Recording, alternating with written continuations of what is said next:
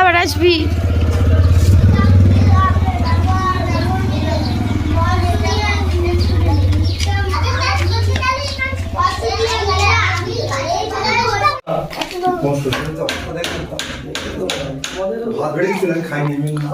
Welcome back to my Bhaswati Sundarban লাইফে সবাইকে জানাই অনেক অনেক স্বাগত আর ভালোবাসা। আর এখন টাইম হয়ে গেছে 10টা 3। তো সবাইকে জানাই গুড মর্নিং। আজকে সকাল থেকে আসা হয়নি, তো সকাল সকাল উঠে অঙ্কিতাকে রেডি করে ওকে টিফিন দিয়ে ওকে নিয়ে সোজা চলে গেছিলাম স্কুলে। ওকে স্কুলে দিয়ে এসে বাড়িতে এসে দেখি বাচ্চারা চলে এসছে। আর আজকে না একটু আসতে দেরি হয়ে গেছিলো, 6টা 40 হয়ে গেছে বাড়ি আসতে।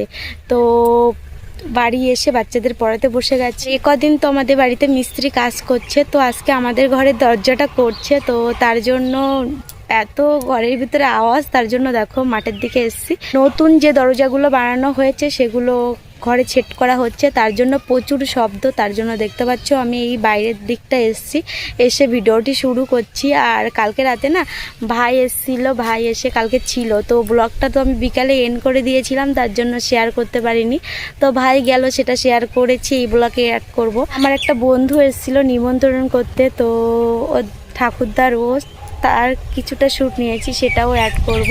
তো এখন রান্নাও বসাতে পারছি না, এখন যদি রান্না বসাই তাহলে অঙ্কিতারও নিয়ে আসার সময় হয়ে যাবে। আর অঙ্কিতা আজকে বলে দিয়েছে মা ওপারে যেতে হবে, আর অনেকটা লেট হয়ে গেছে, তার জন্য আর রান্না বান্না করবো না। ঠাকুমাদের ঘরে ভাত তরকারি আছে, সেটা অঙ্কিতাকে খাইয়ে দিয়ে আমি একবারে ওকে নিয়ে এসে স্নান করে তারপরে রান্না করতে বসবো। একবারে দুবেলার মতন করব, রাতে কোনো ঝামেলাই থাকবে না। নিরামিষ 10টা 25-26 বাড়ির থেকে বার হব। তো তার আগে ভাবলাম ব্লগটা শুরু করা যাক, না হলে আর করাই হবে না।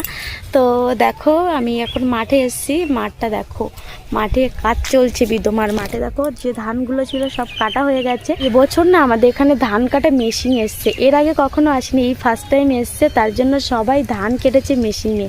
তো মেশিনে একবারে ধানটা বের করে দেয়, কিন্তু খড়গুলো পাওয়া যায় না। তো মেশিনে কাটলে কি বলো তো, খড়গুলো পাওয়া যায় না। তো মানুষের এত কষ্ট হয় এই রৌদ্রে, একবার বর্ষার ধান কাটতে না কাটতেই আবার খরার ধান। তো সেই কাজ করতে করতে আবার ধান পাকার সময় হয়ে গেছে, তার জন্য মানুষের একটু খাটনি কমানোর জন্য সবাই ওই মেশিনে মানে ধান করে নিয়েছে, একবারে বের করে নিয়েছে। এবার রৌদ্র দিতে হবে, রৌদ্র দিয়ে বিক্রি করে দিচ্ছে। আর খরার ধানটা আমাদের এখানে কেউ খায় না, বিক্রি করে দেয়, মানে বর্ষার যে ধানটা হয় সেই ধানটাই সবাই খায়। তো তার জন্য দেখো মাঠটা পুরো একদম ফাঁকা হয়ে গেছে। তো মানে মেশিনে বেশিরভাগ মানুষ কেটেছে, আর কিছু কিছু মানুষ আবার যাদের জমি নেই, জমি লিজ নিয়েছে, নিয়ে এবারে জমি নেই, তারা জমি লিজ নিয়েছে, নিয়ে মানে ধান চাষ করেছে। তারা কি করছে বলো তো, তারাই একমাত্র ধান কষ্ট করে কাটছে, কেটে তাদের গরু বাছুর আছে, আমাদের এখানে তো গরু ছাগলে ভরা। তো তার জন্য মানে সারা বছর তো গরু খড় খাওয়াতে হয়, তার জন্য প্রচুর খড়ের দরকার হয়। আর মাটির বাড়ি তো প্রায় এখন তাও সরকারি ঘর দিয়েছে বলে প্রায় বাড়ি পাকা দেখতে পাচ্ছ, কিন্তু আগে ছিল প্রত্যেকটা বাড়ি কাঁচা বাড়ি, একদম কুড়ে ঘর ছিল, আর 1 হাঁটু করে কাদা। তো আমরা যখন 9 পড়ি তখন মনে হয় পাকা হয়েছে, পাকা রাস্তা ছিল। এখন দেখতে পাচ্ছ ঢালাই রাস্তা, আগে কিন্তু তাও ছিল না, মানে আমরা 8-9 পড়ি তখনও পর্যন্ত কাদা রাস্তা ছিল এরকম। তো এখন আপাতত মানে মোটামুটি আমাদের সুন্দরবনের অনেকটা এগিয়ে এসছে। আগের থেকে আমাদের সুন্দরবনের মানুষরা একটু অন্তত মানে কি বলবো, একটু আশার আলো দেখেছে। তো আগে না 1 হাঁটু কাদা, বাবরে। তো রাস্তায় বেরোতে আমাদের তো স্কুলে যেতেই কষ্ট হতো, তবুও যেতে হতো 1 হাঁটু কাদায় গিয়ে, পুকুরে কাদা মাটি, কি অবস্থার জীবন ছিল তখন। আর এখন দেখো এখন অনেকটাই ভালো। তো পাচ্ছ মাঠে বিদম কাজ চলছে। তো এতে কেটে দিলেও যে খড়গুলো একটু বেশি না, সেগুলো সবাই কাটছে জ্বালানি হিসাবে ব্যবহার করার জন্য। আর আমাদের এখানে না প্রচুর জ্বালানির সমস্যা।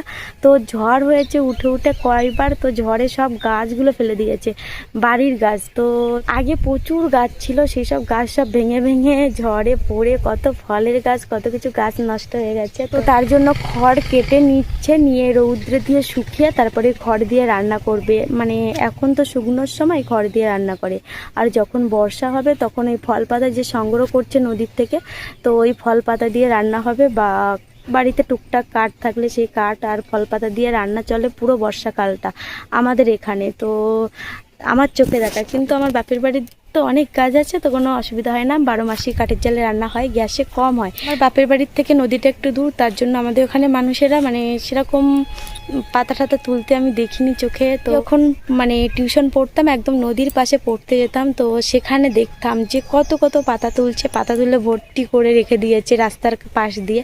তো আমি জিজ্ঞাসা করতাম যে এগুলো তোমরা কি করবে? তো বলছে এগুলো পাখায় দিলে জলে। এগুলো সেখান থেকে ছোটোবেলার থেকে জানতাম যে এগুলো জ্বালানি হিসেবে ব্যবহার করা হয়।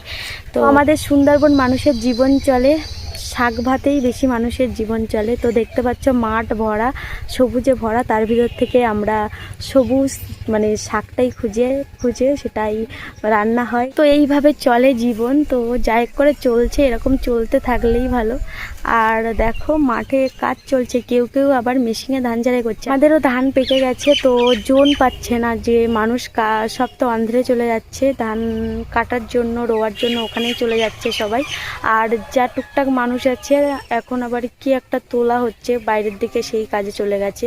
মহিলা পুরুষ সবাই আমাদের এখানে কাজে চলে যায়, তো তার জন্য জোন পাওয়া যাচ্ছে না। তো গাড়ি তো আর আসছে না, মানে প্রথমে যখন এসেছিলো তখন আমাদের ধান পাকেনি, আর এখন পেকেছে, এখন আর গাড়ির দর্শন নেই। আর তাছাড়াও কাটবে না, কারণ আমাদের মানে খড়গুলো দাদুদের দেবে, দাদুদের গরু আছে, গরু খাবে, তার জন্য হাতে হয়তো কাটবে, আজকের থেকে কাটা স্টার্ট করবে। আর ওইখানটা দেখো মানে মেশিনে ধান ঝাড়াই করছে, দেখতে পাচ্ছ, তাও ব্যাক ক্যামেরায় জুম করে দেখায়। তো এখানটায় কাজ চলছে, ধান ঝাড়াই করছে, আর এদিকে দেখো ধান কাটছে, এদিকে দেখো মাঠে গরু অলরেডি চলে এসছে, এদিকে দেখো ডাল তুলছে, ধান বানছে এদিকটায়।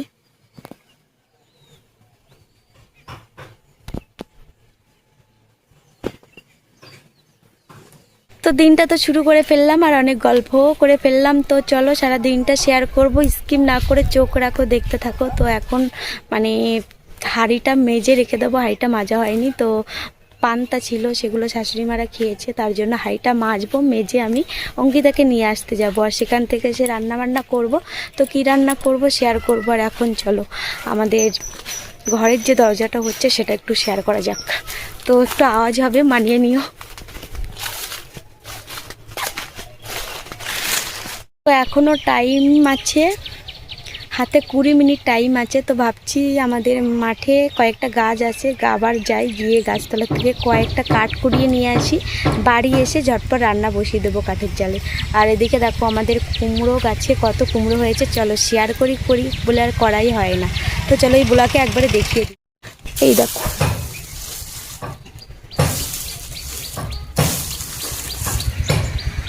কত বড় সাইজের কুমড়ো। এই দেখলে একটা, এইখানে দেখো এই একটা ছোট, এইখানে এই একটা, এই দেখো এইখানে একটা আছে,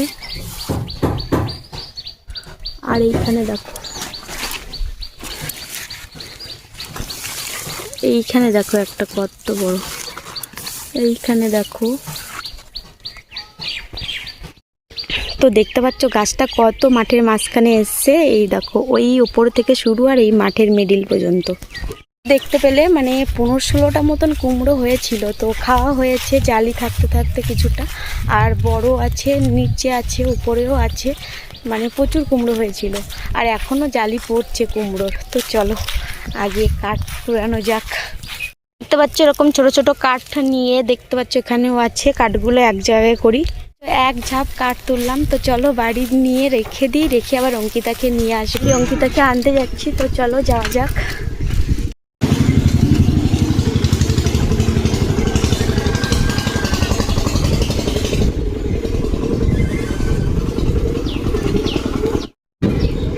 তো দেখতে পাচ্ছ সিনারিটা কি সুন্দর লাগছে দেখতে।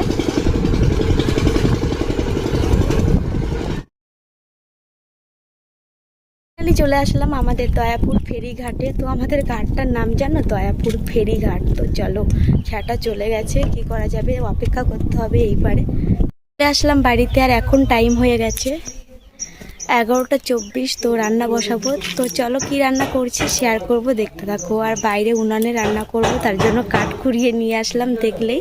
তো ওই কাঠ আর কিছু কাঠে রান্না হয়ে যাবে। তো চলো। আর আজকে দেখো মেঘ করেছে কেমন, একদম গুমটো মেরে আছে, প্রচুর গরম পড়ছে। দেখো ঢেঁড়স ধুয়ে নিয়েছি, দেখো ডাল নিয়ে নিয়েছি। স্কুল থেকে আইলাম, মা এবারে রান্না করে বসিয়ে দিচ্ছে।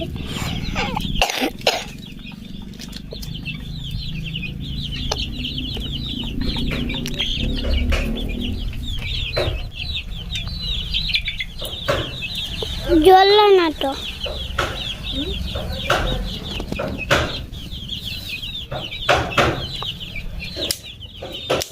স্কুলিতে আইলাম, মা এখন রান্না করছে।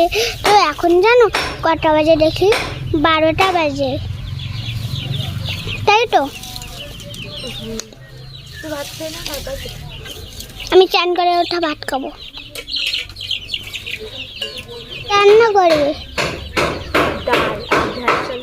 আর মাংস।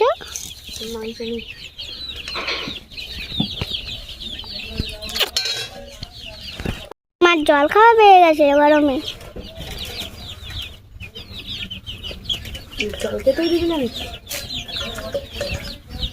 ঢেঁড়স কাটছে, এখন ঢেঁড়স কাটছে। উনুন জ্বলছে। উনুনটা জ্বলছে তাই আজকেও যে চান খাবার তো হইব করে, আজকেও যাবো, রান্নাটা করে নেই। দেখ উনুনটা কেমন জ্বলছে, এক্ষুনি হয়ে যাবে। বুঝেছিস? উনুনটা জ্বলছে দেখতে। দেখতে দেখতে যেন হাত কেটে ফেলো না। আমার দেখতে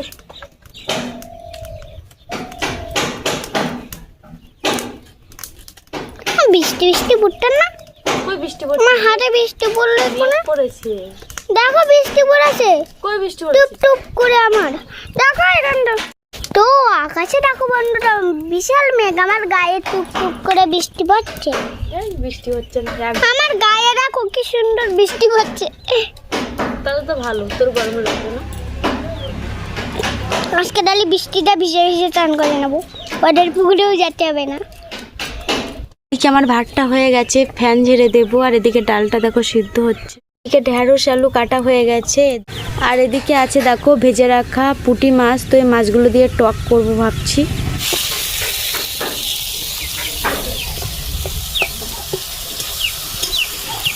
হ্যাঁ, তো এরকম করে ডাল দিয়ে দিচ্ছে।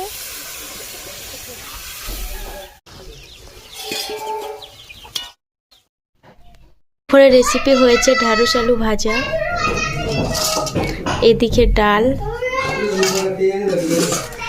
এদিকে মৌটি মাছের টক, আর এদিকে ভাত। তো বন্ধুরা ভাত খেতে বসে পড়েছি। তো খেয়ে দিয়ে চলে আসছি, দেখতে থাকো। চলে যাচ্ছে হারিয়ে দাঁড়া। তো এখন দেখো অঙ্কিতার বাবা এখন জালের কেমন মারছে, দোন ফেলতে যাবে বলে। দেখতে পাচ্ছ পুঁটি মাছ পড়েছে বড় বড় সাইজের, ওইগুলো নিয়ে দোন ফেলতে যাবে। এদিকে দেখতে পাচ্ছ দোন।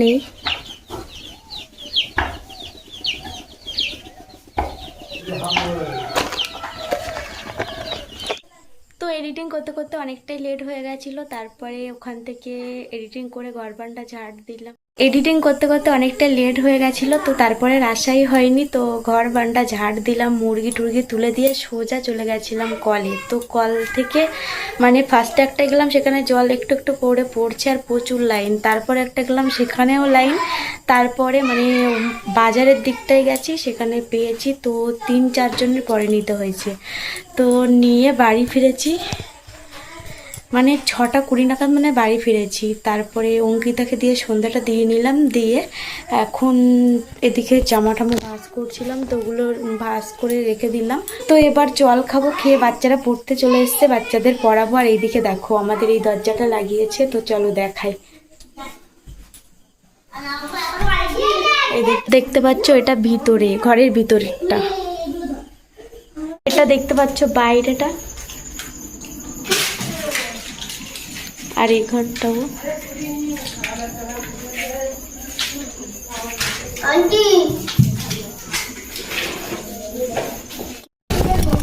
এদিকে দেখো একটা ভোলা মাছের বাচ্চা আর একটা কাঁকড়া।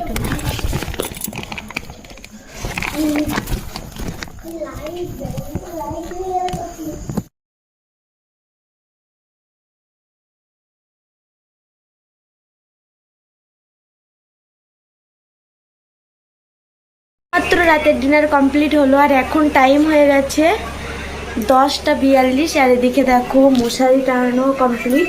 আজকে রাতে রান্না হয়েছিল কুমড়ো আর বড় বড় সাইজের কই মাছ দিয়ে রাত্রে রান্না হয়েছে, তো দেখিয়ে তো দিয়েছি। অঙ্কিতার বাবা দোন ফেলতে গেছিল, তো দুটো মাছ পেয়েছে, একটা ভোলা মাছ পেয়েছে আর একটা গাগরা টেংরা পেয়েছে, তো সেগুলো ভেজে রাখা আছে, কালকে রান্না হবে।